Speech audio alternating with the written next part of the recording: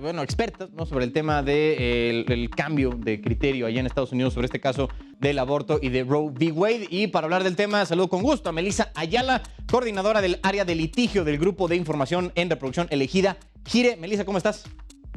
¿Qué tal? Mucho gusto y sobre todo agradecerte que nos des el espacio para hablar de un tema tan importante. Claro. Oye, a ver, Melissa, cuéntanos más o menos esta decisión de la Suprema Corte, porque digo, no se maneja aquí el tema de las decisiones de la Corte como en Estados Unidos.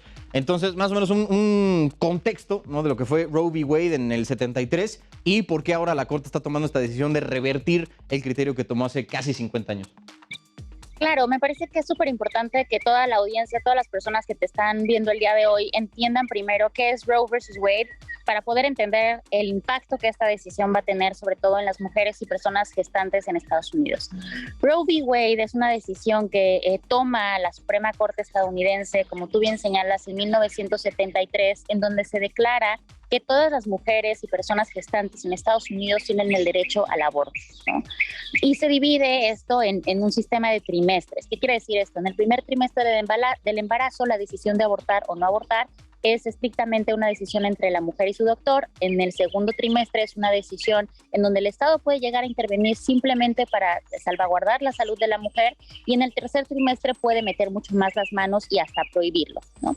Ahora, esto fue lo que se dijo en 1973. ¿Qué se resolvió el día de hoy? El día de hoy, desafortunadamente, la Corte Suprema de Estados Unidos revirtió este criterio, señalando que el aborto no se encuentra garantizado en el texto constitucional de la Carta Magna estadounidense.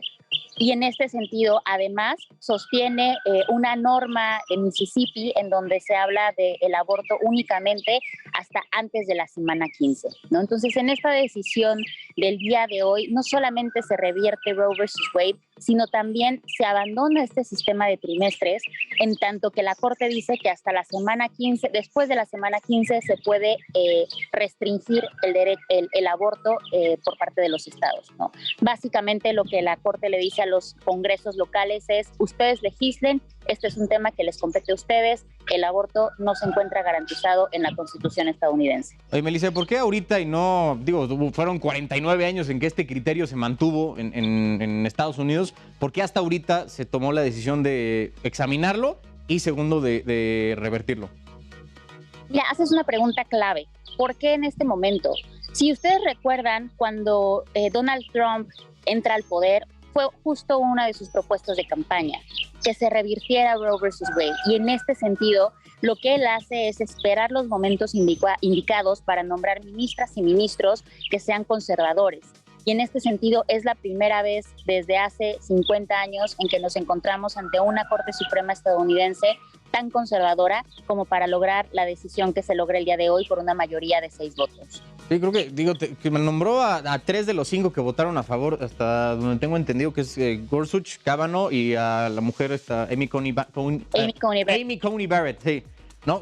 Y fue una decisión muy, muy extraña, ¿no? Porque, digo, al final no siempre los presidentes de Estados Unidos tienen oportunidad de nombrar a tantos ministros a la Corte, y menos con este corte tan conservador como decías, Melissa. Oye, por último, entonces, ¿de qué se espera que vaya a pasar ahora que los estados tienen en su poder la decisión de prohibir o no el aborto allá en Estados Unidos?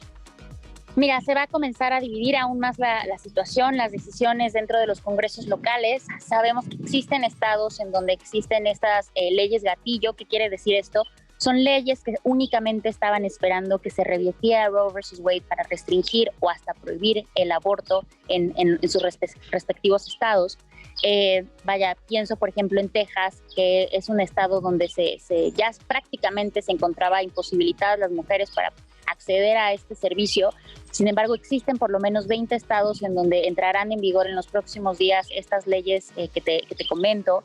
Pero también tenemos otros estados como lo son California, como lo son por ejemplo DC, como son por ejemplo también Nueva York, donde sus propias autoridades han salido a decir que el derecho se seguirá garantizando en este estado y que además se apoyará a las mujeres que necesiten trasladarse a sus estados, como son estos que te comentaba, para poder acceder al servicio, ¿no? Entonces se va a comenzar a dividir aún más esta situación y sobre todo también algo, permítame comentarlo, es que se afecta muchísimo la idea que se tiene de la Suprema Corte estadounidense, ¿no?